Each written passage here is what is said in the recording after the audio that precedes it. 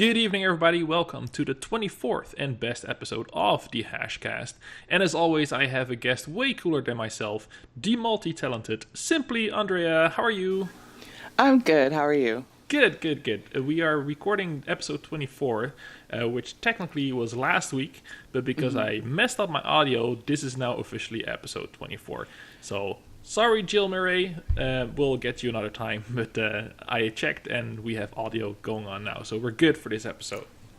Yay. So for me. So, Andrea, like I've known you for a while. I know. I thought I knew what you were doing, but as I was preparing for this episode, I found out like you do a lot more than I even realized. I didn't even know you were a singer, and now I know that as well. So, Andrea, who are you, and what do you do?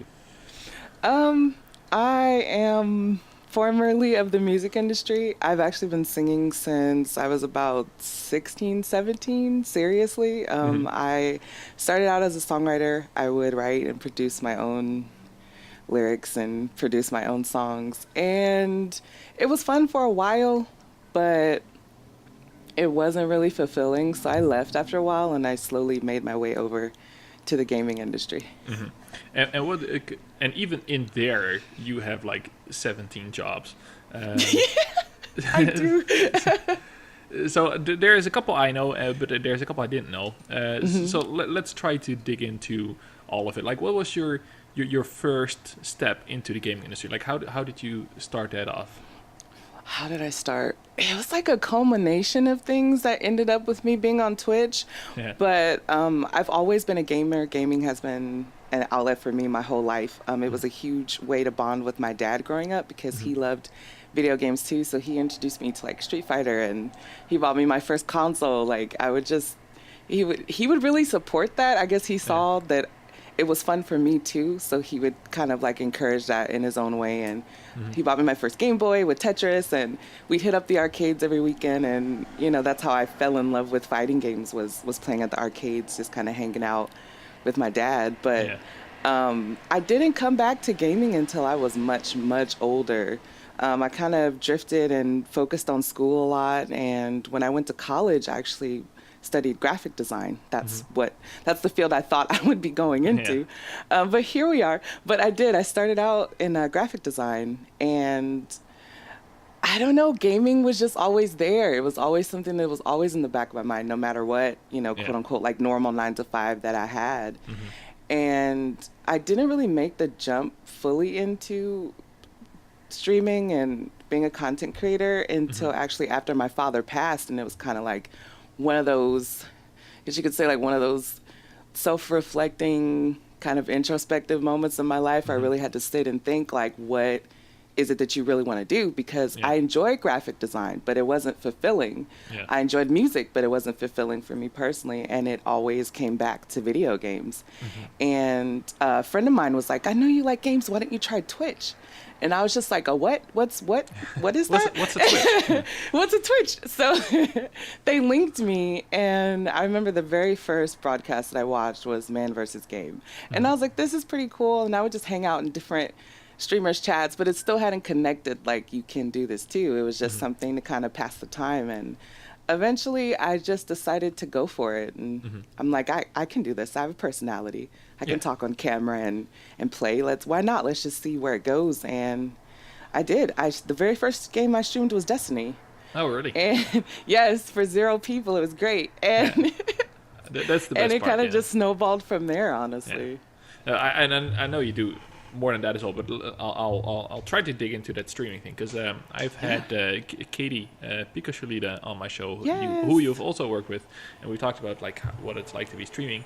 And streaming for me is one of those areas where I just can't get into it. Like, not because I don't like it, because I did it for like a couple of weeks, but it was, I don't know, what is the magic juice for you that makes you come back to it? Because like you said, your first stream is for zero viewers.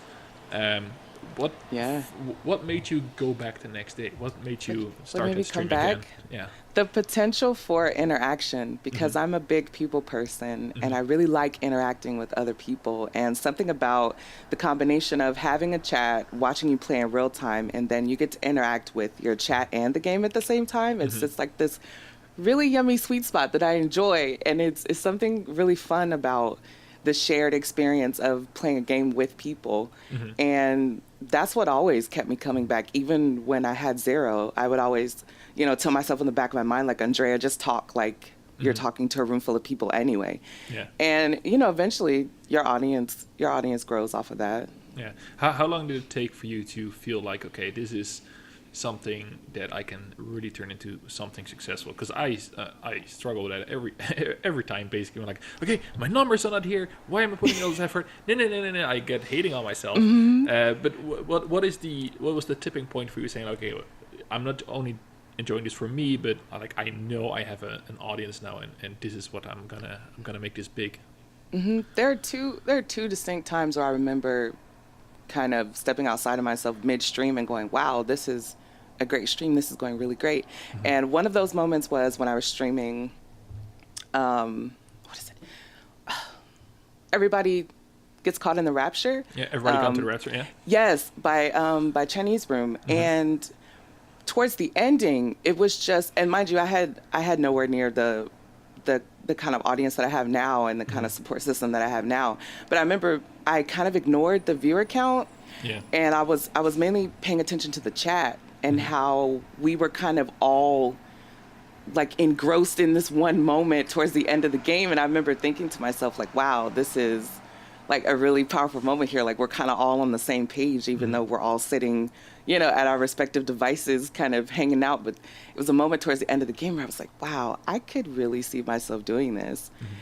And another moment was when I used to marathon like The Walking Dead and different Telltale games. I had something that I used to do a lot called Telltale Saturday, and I would pick a Telltale game and just marathon it the whole way through. I would not read spoilers. I would not look up any gameplay. I just really dive right in. And it was a moment when, because I let my chat make decisions, like the hard hitting decisions, and it wasn't one that was timed. And I was just like, okay, y'all, what do y'all want to do?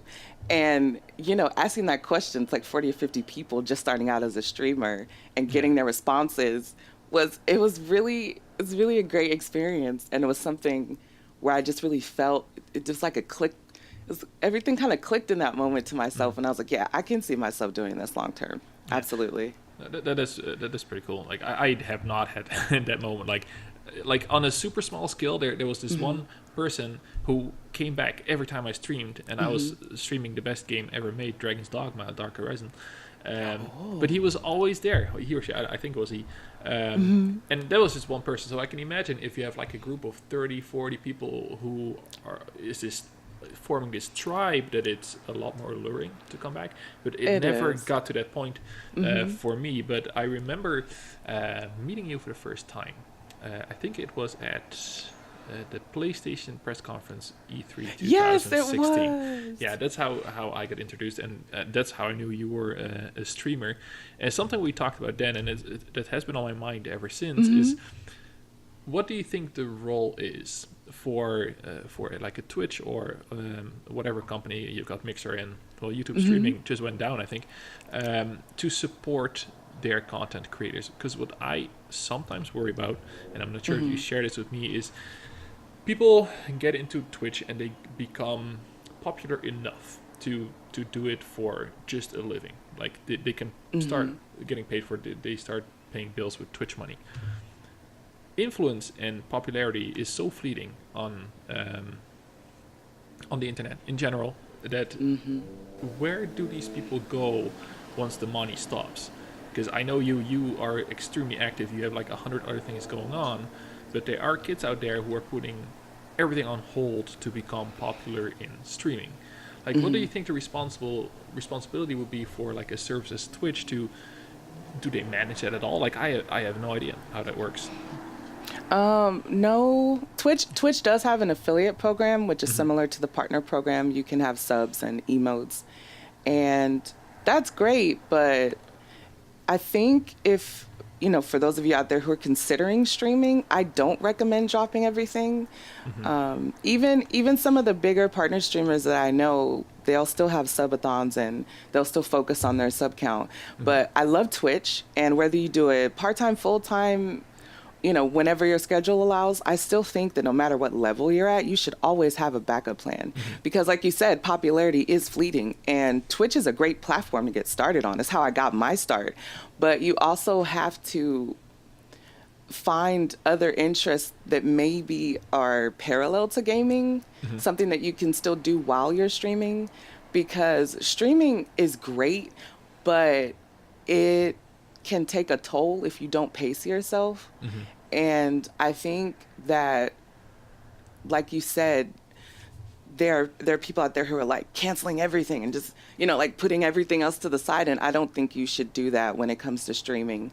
You should still be focused on it, but not to the point where you could say, canceling out your other opportunities. Yeah. Because if I hadn't gotten started on Twitch, I would not have been able to have the community that I have now that extends outside of the chat. Yeah. And so, like, whether you're a small streamer, mid streamer, big time streamer, just make sure that you cultivate that community outside of Twitch. Okay. Because, popularity is fleeting, and you do need that kind of backing and that kind of foundation so that they can support your other projects too. Yeah, yeah. And it's not like this is old man wow talking about, like, how about your pension plans later, kids?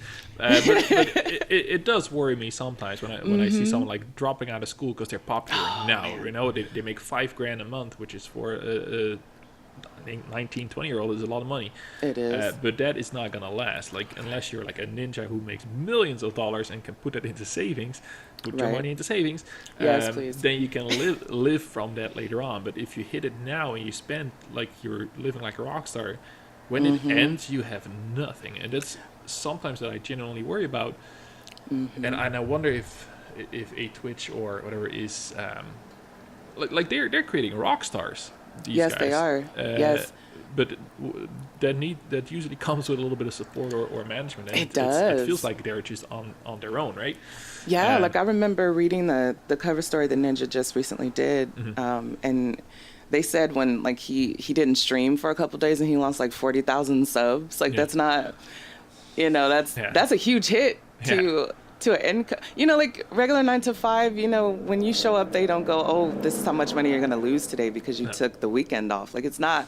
So I think there does need to be some balance, but I also think it's up to the content creator themselves to set those boundaries so they don't burn out. Exactly. And I that's the kind of stuff that I find interesting. But like, how about these kids and their pensions on Twitch? But maybe one of my other listeners think that's interesting as well. So you mentioned before, like, don't cut out other options. You have a lot of other options. I don't even know where to start. But I'm gonna try because I think you posted something recently that you are now in another game. Your Voice. Yes. Okay, yes, I am. I'm excited about that one. So let's talk about that voice acting of yours a little bit. Yes. How did that start? Okay, Nick, hi, if you're listening to this, I'm gonna put you on blast just a little bit. But Nick, he's been literally supporting me since before I started streaming, and he was one of the few people who would come into my chat and just hang out and chill, and we'd talk. And one day he was like, you have a good voice, you should try voice acting. And at the time, I kind of like laughed it off. I was just like, oh, okay, that's a nice idea. But I didn't really take it seriously until a few other friends of mine would come in and be like, you should really try voice acting. But at that time, I had no idea where to start. So I would just search different voice acting message boards for open casting calls. And I would just try things out. Apologies to studios who I first sent my takes to. I apologize. Those early, I learned so much from that process though, but I went back and listened to one of my first auditions and I was like, oh my God, this was terrible.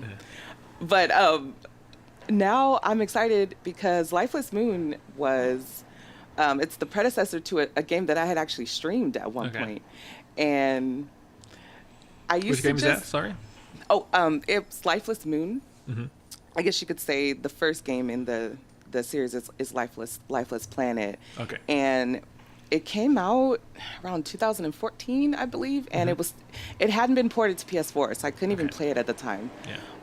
But it was great to look at, and I was watching streams of it, and I was like, "Ooh, I wonder, could I be able to stream this?" And when it came out on PS4, I streamed it, and I played it through in one sitting, and me and my chat was flipping out over the ending, and I just kind of was just like, "This is a great game," and then I kind of moved along, and then I was just like, I wonder if that studio's still, making games. I kind of checked back in and found out, that they were looking for voice talent, and I was like, well.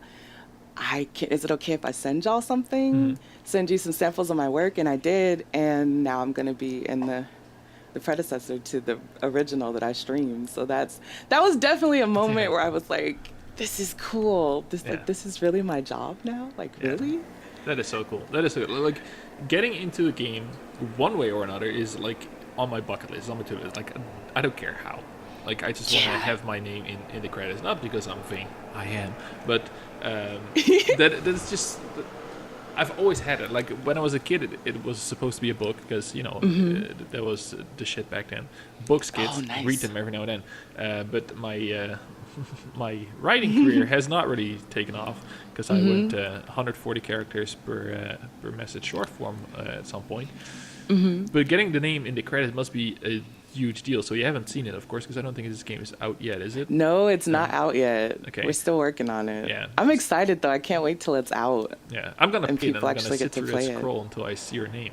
That is so cool. Yeah. Thank you. It's one of my favorite things now that I'm a little familiar with people in the industry. When I finish a game, I sit through the credits. I'm like, I met this person. I know this voice. It's the best thing ever. It is. It's really fun to do that. But so that was the first time you have been in a game. Have you appeared in anything else, non-gaming, or is it just? Non-gaming. Yes, I did voice acting. My very first voice acting role, I played Commander Ray for a mobile game called Last Line of Retreat. Okay. That's coming out soon. I'm excited about that too. Like, Yeah, you that's going should to be be, hitting yeah. mobile pretty soon. And then I'll post like the tweet when it officially is live for everybody. That was fun. I've done Okay. animation. I did one other indie game, but unfortunately the project was shelved. But I did get a lot of experience with the spoops and being terrified. So that was a fun experience in a game. So if anyone is listening and is like, I want to try this too, just like the slogan is just do it. Like, start doing auditions. Yeah. What's the bare minimum setup that people need if they want to at least get an audition tape out? The bare minimum. You don't need like a super expensive mic. Just make sure that it's able to record your voice well. Audacity is a free program that I still use when I record. I still have like my high-end software from when I was back doing music. But if you want the bare bones, Audacity is great. And just even if you don't get auditions right away, there are sites where you can search for sample scripts. You can even take monologues or lines from your favorite games, scenes from your favorite games, and just kind of act them out, just so you have samples to show someone. Behind the Voice Actors is a really good resource that I used when I first started out. It's a message board. It has paid and free opportunities. If y'all want to get experience in voice acting, that's how I got started, just kind of getting used to editing my own voice and just getting used to the process of auditioning and basically getting used to the whole process in general, honestly, because it is kind of weird. Like, you do have to have a big imagination when you voice act, because sometimes you'll be recording on your own for the most part, so you have to make that believable. Yeah. And of course, people think like, well, I'll never have a chance because I don't know anyone in the industry. How important is that? How important are those connections? Because I know you know everybody. We've partied. You know everybody. Yeah. That's why I'm super grateful to Twitch, because it really gave me a foundation to work from. But even if some of y'all are listening who don't have those connections, you don't need it. A lot of things are more accessible than it used to be. Growing up, like, you have casting directors and narrative designers, like, basically at the tip of your fingers. So if y'all need to reach out, or if y'all see a casting call, just tweet the Indie Game Studio and be like, are you looking for people? Especially with casting calls, because all of my auditions from like the past month have just been me searching Twitter for open like casting calls for indie games. And just for if you're starting out too, for those of y'all listening, even if you don't get the audition, you can say that you submitted for this game and just give people an idea of what your voice and what your range is and what you can do. Yeah. Oh, that's good advice, because even those indie games, like, they don't have the budget to get all the A-list. Not everybody can put Troy Baker in a game, right? Right. So you have to just be aggressive in your search. You do. Get those keywords. I like that. Maybe, like, nobody wants my weird Dutch big accent in their game, but so it's probably not for me. That's why I have my own podcast where I can sound whatever I want like. But that's cool. Also, if you're listening to this and you think this is interesting, come again next week, because I have a guest next week that is going to probably talk more about voice acting as well. But that's still a secret until I announce it. Of course. A secret. Yeah, secret. Yeah, it's going to be a good industry I can't wait. interview. You're going to like it. Maybe, I'm not sure if you met her. Too much spoilers, Undrea. We can't go into this. So that's one. That's two. Twitch, voice acting, and you've been working on more stuff like that, because you're also a comms director. Yes, I am. For a project that I have been following slightly from various angles. Is that still going on? Yes, can you talk about that a little bit? I wish I could talk about more, but I can say that, yes, we're still working on it. And being involved with that project, DM Noctem, it really taught me how to be patient for certain things. Yeah. So just so for the people who do not know what that is, DM Noctem, can you, because I know pretty much everyone involved, but can you give a quick quick headlines on what that project is, as much as you can and are willing to share, what that is, how you got involved in that, and what the process is, because I know this has been somewhat difficult because it comes with a lot of challenges. It does. So what can you share about that? What can I share? I can share that it is a collaborative effort. So it's not just people on the game development side reaching out to folks involved in other things. I wish I could say more. Like, it's so exciting, but I can't. That's all right. That's all right. But yeah, we're working really hard on it, and I hope that when it's finally out into the wild, that people enjoy it. Yeah. So if you're super curious about this, just check out DM Noctem. It's like, we can't really talk about it, but it's just one of these things that I noticed, like, oh, here's your name attached to yet another thing. So there's that. Is that what else are you working on that I'm not even aware of that you're working on right now? I'm trying to think. What is it that I'm not supposed to talk about? Yeah. That I'm supposed to talk about? No, that you're not supposed to talk about. Those are the juicy bits. Yeah. I know. That's like NDAs, man. Gotta honor it. But I'm like exploding at the seams, because it's so many great things, and I'm super excited to share with everybody. But I did just get a new part. Her name is Naomi. She's kick-ass. And we're going to be releasing details on that soon, like soon as in next couple of weeks, the next few weeks. And this is a project that when I saw it, I'm like, this is unique. Can I please, like, I'll be NPC number 5. Just let me, and then I got Naomi, and I'm just like, wow. So she's a dual-wielding heroine in this really cool kind of anime, and I'm super excited. I'm so excited about it. I was trying, listeners, I was really trying to pull secret information out of her, but it did not work, because she's just a professional. It's hard, though, because I want to just be like, this is what it is. Go support her right now. I know. I tried. Okay, so you have had quite an interesting career, and you've known a lot of people, and I've always enjoyed watching your work. Thank you.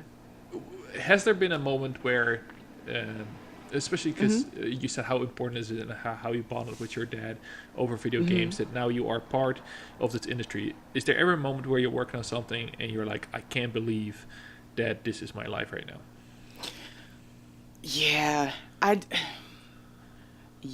Especially the most recent audition that I've had, it's for something AAA, and when I woke up that morning, I was just like, my alarm went off, and I looked at the alarm message, and I'm like, oh, today's the day.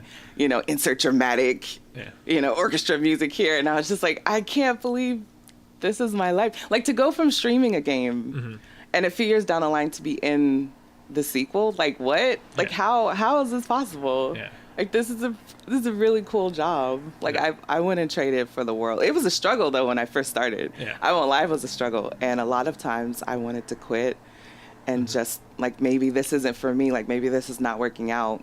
But every time I get to that point, like I always get an awesome email or someone says something really encouraging to me or they DM me something really sweet and I'm just like, oh, okay. Yeah. Well, that's what I always try to hammer on with my guests here and for the listeners. Like, the gaming industry seems sometimes like this impenetrable beast from the outside in, and it's hard to get your foot into the door, and it is. And there's a certain amount of luck.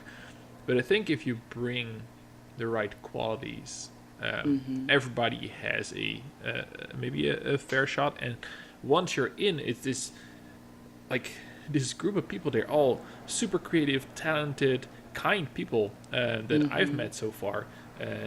So I remember when I met you, like, oh my goodness, like everybody is awesome at this party, and it's a nice industry. But like I have moments myself where I'm like, this has to go away at any point now because right, you're just waiting for the other shoe to drop.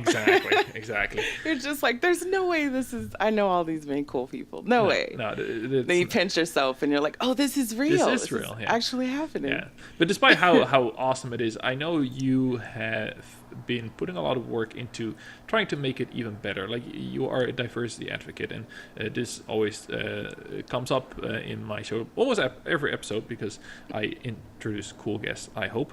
How did that get started for you? Because that is a big part of what you do now as well. It is. It's a huge part. I didn't find out about AnyKey until I had been a streamer for at least 2 years, and someone had mentioned it to me, and they didn't even have their affiliate program at the time. They were still kind of working out the details of that. And I remember I emailed Morgan, hi Morgan, and I was like, I was really upfront, and I was like, okay, I love what y'all are doing. Is there a way that I can get involved? Anybody who's ever worked with me, they know I will do that. Like if I see something cool, I'll email you about it and be like, can I get in on this thing? Like this looks dope. Can I help? Yeah. Just for people who don't know, what is AnyKey? AnyKey is a really great initiative, and it's backed by ESL and Intel, and it's basically to get more diverse, inclusive spaces within esports and in gaming in general. Okay. And I love diversity because my real life is diverse. I want my games to be diverse too. Yeah. Why not? So you just sent an email. What are some projects or initiatives that you've been pushing or worked on, or what would you like to highlight from what they do? I love Twitch Unity, and AnyKey, we had a booth there last year, and I know we're doing something again this year with TwitchCon, and it's just really great to have a cool, like, chill space within the madness of a convention to just kind of chill out and talk and hang out and tell people more about AnyKey, because a lot of people still don't know that it's an initiative that exists. And they publish white papers too. They do research too, and they really go in about making this a reality, not just with like public facing with having affiliates like myself, but they also help with policies, and they also help companies make things more diverse at a ground level, and I really respect that about them. And last year we had like a photo booth session, so like, which was great, and it featured women, and we had these big TVs, and it would just scroll through awesome women involved in the gaming industry and quotes that they had, and I just really love that the ESA had that there that year. I hope that this year they do something similar. Yeah. But that was a big feature at our Twitch Unity booth last year at TwitchCon, and it was just something. Just for me working the booth and hanging out, it was something really nice to just kind of look over at that display and go, look at all these awesome women in gaming. Yeah, there are so many. Like I've talked about this before, but I owe a lot to these awesome women in gaming. Like a lot. Like they have been so welcoming to me. The guys, of course, fine, but like the ladies that I met in this industry, like. I don't know why that is, but it seems they're all on top of their game. Like they're the top-notch people that have become so successful in this industry, and to be allowed to just be around and learn from these women, it's just amazing. So I love it when I hear someone working on initiatives like that. Like, okay, I want to hear all about that, so people can check these guys out. So where can they find AnyKey? AnyKey.org has all the information there for everybody. No, that Please is check awesome. it out. You should check it out. Like, we're gonna shill hard for other kind of stuff at the end of the episode as well. But so you've done, like I said, a bunch of things. You're always working, but every time I see or talk to you, it seems like whatever you're doing is escalating into the next level. What is gonna be next for you? Like triple A, or like what are your plans? Are you gonna be the next ninja? What's the what's the pipe dream for you? I don't know if I'll be the next ninja. I would like to have some days off. I'll just be the next Undrea. It's okay. There you go. I'll probably return to streaming, but for now, I've always loved acting, so I've definitely been bitten by the acting bug. It was something that I've taken all through my education up into adulthood, and it's been therapeutic almost. So I definitely want to continue with that. Yeah. I will return to streaming at some point. But I'm not sure when.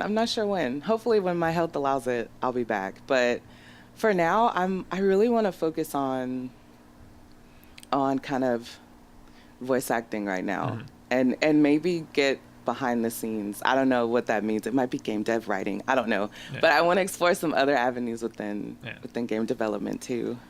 Well, if anyone can figure that out, it's probably going to be you, because, like I said, multi-talented. Thank you. So there's this line through your game, like gaming always became was important to you. You played Street Fighter with your dad. When you look at what gaming was back then and what gaming is right now, and what gaming can become in the end, like, where do you think we're going with this? Because every time a new game comes out, and this is just us shooting the shit about video games, like, I feel like we've already maxed out, but they still manage to surprise it. Like, what are you looking forward to? What are you excited for when you think about, like, video games in 5 years from now? 5 years from now? Yeah. Oh, isn't that going to be amazing to watch that unfold? I feel like sometimes we do get maxed out, and then someone just comes out with the game and you're like, how is this possible? Yeah. Like, what? Like, I didn't even know this could look this good on a PS4. Like, what? Hello, Spider-Man. Yeah. But like, I think we're just going to continue to push the envelope. And I think we're going to get more immersive experiences. Yeah. And I think we're going to get more story-driven, more platformers. I just think we're just going to get more of a variety of things. And like, growing up, I never could imagine we'd be getting these fantastic games that we've been getting. No. It's been pretty awesome. It is pretty awesome. Do you think, what does the industry need to do to keep this healthy? Because that is another thing that I've consistently worried about. Like, sometimes it feels like we're pushing so hard that it might not be sustainable. And we've seen this last week with a Telltale that went from top 5 to like non-existent at all. What do you think are the biggest challenges going to be in the same 5 years? Because it's easy to say, okay, they're going to be more awesome and the games are going to look amazing. But what do you think the challenges are going to be? Challenges? It is quite a few challenges. I think that I'm all for pushing the envelope, but not at the expense of the people who make our games. Like, I don't feel comfortable with that. Like, I feel like we need to take care of the people who make our games, so we can hopefully prevent situations like mass layoffs. Yeah. I've seen talks of unions and different things, and I'm kind of just watching from the sidelines and just hoping that we get more, what's the word I'm looking for? That we take care of the game developers and the people that make our games, so they won't leave the industry or get burnt out. Yeah. Because I think that's important. And just from the Telltale situation, you know, I've had to bite my tongue a lot on that, because I'm really outspoken and when it comes to things like that. But every now and then you'll just get like this tweet from me, like, hey, you know, just talking to, you know, entitled gamers who feel like the game is more important than the person. I'll just be like, might want to back that up. Yeah. We won't be able to make games without them. So maybe, you know, y'all want to chill on that. Yeah. And Well, there's no chill on this show, so let it rip. You're just like, there's no chill. There is no chill. Yeah, but like, I don't like seeing my friends going through crunch, and I don't like seeing my friends unemployed with no warning. That I don't like that. No. And I think that we as an industry, it's forcing us to band together to, you know, especially with all the recent job postings and studios reaching out. and I think that's great that people are banding together around everyone that's been affected by the layoffs. But I feel like if we might need a union like that, that should be something we should sit down and talk about, especially if that's going to be a positive solution in the long run. Yeah. Yeah, the union comes up every time something terrible Every happens. time this happens. It seems like there's something holding that back, and like I do not have the answers to that, but I do agree that maybe there are some things in the industry from the developer side that needs to improve, or it will not be sustainable. On the It other won't be side, sustainable. I think, and I've been an advocate, I've been a weird advocate for this, but like maybe games are not expensive enough. Like we have been holding on to a price range for what, like 20 years now. And that's why we have like these additional revenue models that everybody seems to hate but still buy every time, guys. Right. Like Yeah. you can't hate loot boxes and buy like 100 of them. I do Right. that all the time. But so Same. you as a someone with influence, like you might not be able to influence studios and all those things, but I think you might have somewhat influence on community, because I think this is sometimes, for me, the biggest strides we can make as the video game industry. For me, that is both sides of the coin, is both community and the studios. And the Telltale story kind of hit for both for me. Like Oof, it yeah. showed the worst when it comes to the developer side and how these workers basically have been exploited for too long, because these guys have had so many hits on their hands and the money Yes. is just not there, right? There's something Right. not right there. And then on the other I side, agree. it showed the worst on how some of the community members reacted to news like this. So what, Yeah. like, non-loaded question whatsoever. You, as someone with a voice in this industry, like, how can we improve that from a community standpoint? Like, what do we, like, it seems so obvious the answer, like, oh, just treat people with respect, but I think the entitlement that you talked about earlier also comes from having been catered to for the longest time, right?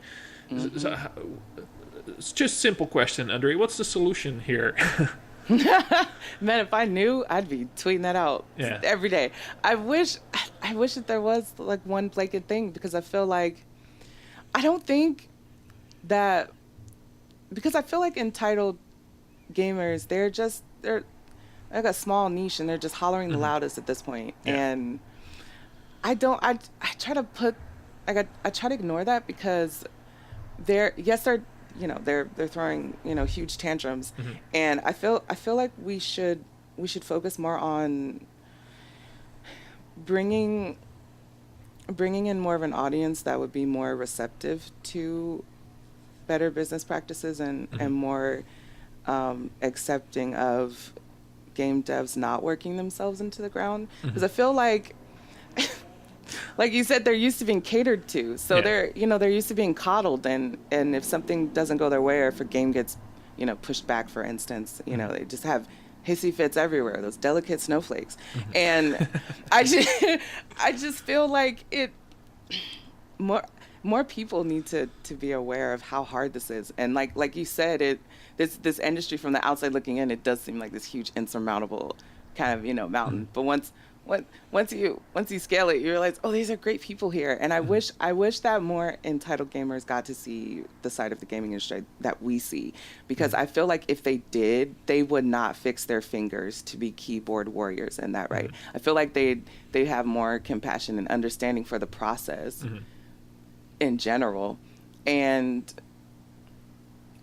my hat's off to community managers, because Yeah. they get, man, y'all get so much flack for stuff, and I'm just like, I just see it on Twitter, and I'm like, Undrea, don't type in all caps, don't use 10 exclamation point. But it ticks me off that certain parts of staff get blamed for stuff that they have no hand in. It's so frustrating to watch. And honestly, all the people throwing tantrums, they would crumble if they had to deal with not even half, way less than that workload. They'd crumble. They wouldn't be able to handle it. Yeah. Yeah, and I think there's like if you're listening to this and you're mad that you bought like the Walking Dead season 4, I think, or whatever it is, that you're not getting your money worth. There is something to be said, like that you paid for a product that you might not get anymore. Sure, that's fine. But there's another level to the reaction that came from that whole debacle, because it's just a terrible situation. Like it is from any side. This is just a terrible situation. But those people involved working for the studio are probably not to blame for this. So if you are directing your anger, like you make sure you point that laser at the right person there, right? Because I think there's definitely some bad stuff that happened on higher levels in that organization. But yeah, I always struggled with that because I still see it. I still see when it comes to marketing or messaging from large companies, like this is all for you. Like this is for you, and I think Sony does it often. Or this is all for you, the gamer, and then all of a sudden, when you try to backpedal a little bit, then the backlash is almost twice as hard, right? Right. So it's. I'm a little disappointed you could not just solve this problem for us right I here. know, right? Just wave the magic wand. I know. But yeah, I think it's definitely a challenge. But do you think we're going to the right direction? Do you think we're doing better? I think we're doing better. Or do you think we're getting worse?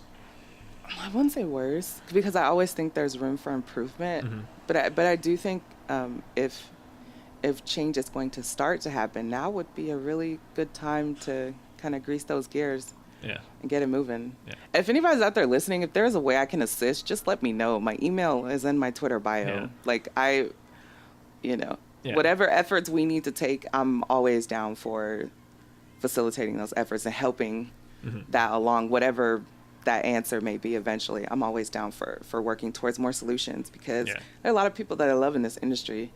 And yeah, and there's so much good to be done, and that's what I always want to drive home. Like there is more good to be done in this industry than the bad things that often get spotlight. So when I hear you talking about with AnyKey and all these other organizations you're attached to, a lot of good comes out of the industry as well. So it's not all bad. I think we sometimes just highlight the wrong things, and I am also definitely guilty of that when you just see that delightful dunk on Twitter, but what you're really doing is just amplifying some nobody. Yeah. Maybe we can all do better. Like that. I remember I stopped doing that because I would get like really racist, trolly comments, and I remember I used to be really outraged on Twitter about it. And then eventually I just decided, like, why?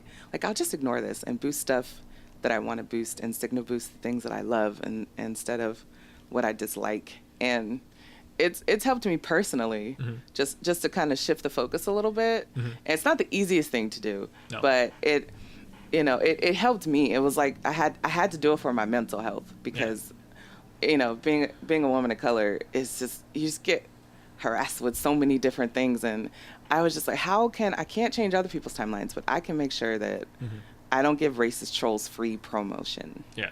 No, never give racist trolls free promotion.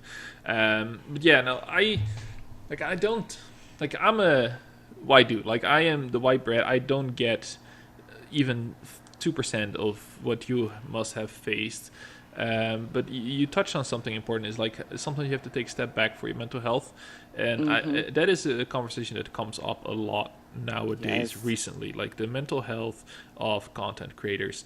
I'm not sure if you are interested or open to talk about that. Like, how have you dealt with that? Because especially because you are so busy and you do so many things. Like, how do you take care of yourself when you're always on?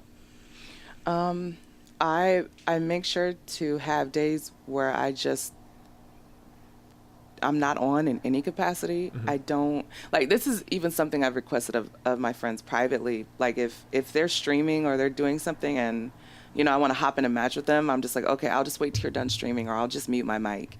Because it's certain things I just want to experience now without that kind of pressure of being on and worrying about, being on someone else's stream accidentally, or like I have to, for the sake of my mental health, I have to have days where I just don't touch Twitch or don't touch Twitter, or if I do look at Twitter, I don't respond to work stuff. I'll just like or retweet or signal boost. It's important to have days where I can just step back and, if I want to stay up all night and binge watch a show on Netflix, I do that for my self-care. Or if it's a game that I can play that super relaxes me, like Abzu or Journey, I'll do that. I love I Abzu. feel, it's so good. It Like, is it's so so good. And and I know it's not a category for this yet. A lot of people like to jokingly call them walking sims, but I call them self-care games because they're games where I don't have to worry about combat. I can just explore, go in photo mode, take a bunch of gorgeous screenshots. I don't have to worry about the combat aspects of the game so much, and I just get to walk around and kind of just explore and chill. And I guess you could say having office hours is something that's really good too. Especially if it's something work related, I make sure to let people know, like, okay, this is a good time, but after this time I won't be available. So just little daily things to kind of separate myself from that has been super, super helpful. Yeah, I'm not super good at that yet. It's mostly that I feel always connected, and my wife will tell me that too. Like, you're always connected. Like, and it doesn't make any sense. Like, I do not need to check my phone when I open my eyes in the morning, but I still do. And I'm not a content creator at your level. Like, my shenanigans are purely like a one weekly show, and my Twitter presence, I guess, and still. So I can imagine if this would be my livelihood, it would be even worse, and it would probably weigh a lot more. So it does. Like, like, I'll have, let's see, Mondays are like my main email days, or when I sit down and like bang out emails and make sure I handle stuff. And then during the rest of the week, I'll check it, but not as much as I would do. Like, so I really have to set designated days to handle certain things, and days when I just am not available for anything. Yeah. No, that is good. Yeah. So that would be, well, my advice. I'm not sure if it holds any water, but if you are just getting started in this whole content creative business, whether it's stream or YouTube or whatever it is, like, take care of yourself, because the pressure seems to be there that if you absolutely. don't produce 24/7 almost, then you're not going to make it. No. And that's so unhealthy. It is unhealthy, but it's also a reality, I think, for a lot of people, because like, it's a saturated market and it's a highly competitive market. It is. But like, you're not gonna create any content when you're burnt out, right? No, you're not. And I've seen so many content creators burn out. And for those of you who are listening, I'll be completely honest with you. The first 2.5 years, I was definitely working and grinding a lot more than I am now. And I feel like once you get to kind of a settled place where you can kind of relax a little bit. I know relax is a rare word.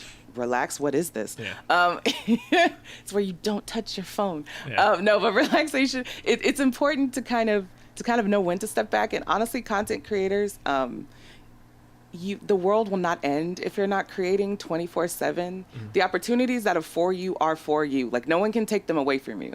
Like, no, just please pace yourself. Please pace yourself. Please. Yeah. It's a marathon. It's not a sprint. Yeah. Please don't burn out. Don't take it from me. Yeah. No, don't do it. Your health is you can't do without that. So no, you can't. It's something that might not be mentioned enough, because usually even when I have someone on the show, they're often people that are already successful. They have success, so it might sound easy. Oh, just do this. But what we sometimes forget to highlight is the grind, is the pain that it took to get you there. So I think it's more fair, or at least a more honest view to, like you said, like, yes, the first 2.5 years are probably going to be terrible, but if you would look back, do you wish you would have taken it a little bit more easier, even though it might have meant that it would have taken you longer? Yes. If I could, yes, hands down. Yeah. I would tell Undrea 2 years ago, just slow down. It's okay. You're going to be fine. This is going to work out how you want it to. Just slow it down a little bit, because it does. You mentioned that, and that pressure is there for for all content creators at all levels, Mm-hmm. that you always have to be engaging, you always have to be on, you always, have to be doing this or that. And you don't just, you are more important than a view or a comment. Like, take care of you first. Everything else will follow, I promise. Yeah. Promise. All right. Well, that's good. I like that. So if you're listening, do create. Your content is super special, but don't kill yourself making it, because you're not Please doing a don't. service to anyone. So, No. what is else on your mind, Henry? Because I've been talking about a lot what is on my mind. Like, what is the thing you want to share with the world right now? I want to share with the world right now? Yeah. That was actually what I wanted to talk about, because Ninja was, he recently got the cover. And when I read it, I thought it was a really interesting piece, but it also spoke to, I guess, one of the major pitfalls of content creation is that, you elevate the content over self. And I don't think that's healthy. And it's not just with YouTubers, it's Twitch streamers too. Like, y'all, my fellow streamers, please don't exhaust yourself. Please don't. Your mental health and your general well-being is way more important than any stream, I promise you. It'll be there when you get back. It's not going anywhere. Yeah. It's not. No. And like Ninja, he's like the super extreme. Like, there's not going to be 100 of those anytime soon, probably. Right. And I had this conversation with my 10-year-old nephew, who thought it would be super cool to start making money playing video games professionally. And I was like, no, you know what? You might want to try it, but there's so many other cool jobs, even in video games, that you could do. So don't aim for the next Ninja. Don't do that. It's probably not gonna work. But that's good. I always like touching that a little bit, because it's not all fun and games. But we already talked about what's next for you and all the things you're doing. But anything super exciting coming up in the short term? Because I know you have some long-term plans. But short term, mainly just knocking out these auditions, doing killer auditions. That's like my tunnel vision focus right now. It's just to keep doing more of the same, and yeah, it's weird. Like, I do make long-term goals, but I don't as much anymore, because I kind of like to just explore and see where things take me. But definitely writing. I've been writing a lot more than I used to. So maybe that's something I'll pursue in the short term, because I've been writing a lot. So we'll keep an eye out. So what I always like to close on, Undrea, is podcast and chill. And we've been talking about a lot of your project that you're working on. But is there anything you want to chill for? Either for yourself or something outside what you have touched, like something you think everybody should know about? Something that I think everybody should know about. Yes, Any I hype up Any a lot, but not just because I'm an affiliate for them, because I've been working with them for a really long time, almost as long as I've been a streamer and long as I've been in the industry. Like, they've supported me from the beginning, and I really, really support what they're doing with initiatives, because I know a lot of people talk a good game, but Any actually backs it up with actionable things. And if y'all want to know more about diversity and how you can get involved, because y'all listening, you can get involved. Anykey.org, please hit them up. They also have a Twitter, Anykey.org. Please hit them up. And if y'all want to find me, it's simplyandrea.com. I'm Simply Andrea everywhere. I'm super easy to find. Easy enough, yeah. Where can I find you next? Because last time I saw you in person was E3 last year. Yes. Are you going to be making any conference appearances anytime soon? I'm hoping maybe TwitchCon, not cemented yet. Hoping maybe BlizzCon. I would love to come back to E3 next year. Definitely E3 and PAX West. Those are like two of my favorite cons. Yeah. I've never been to PAX West. I've only been to one PAX. It was PAX East, which was great. But I missed E3 this year, and I'm still regretting it, because everybody was having so much fun. Simply Undrea, check her out, because there's always good content flowing from there, with the occasional 10 exclamation marks if needed. Exactly. If I'm And really upset, you get all the explanation points. yeah, well, there's 240 spaces now. You might as well use them all. And I am, of course, the Hashtagonist, and you can find my podcast wherever you're listening to right now because you're already listening. And if you like the show, you can help me out by subscribes, and comments. And if you really like the show, you can even go support it directly on patreon.com/the Hashtagonist. And thank you for listening, and thank you for your appearance, Undrea. My show would not be the same if it wasn't for cool guests like you. Thank you for having me. I really appreciate it. No problem. We'll see you again next week. Not you, Undrea, but the listener. And thank you again for checking in. Bye-bye. Bye.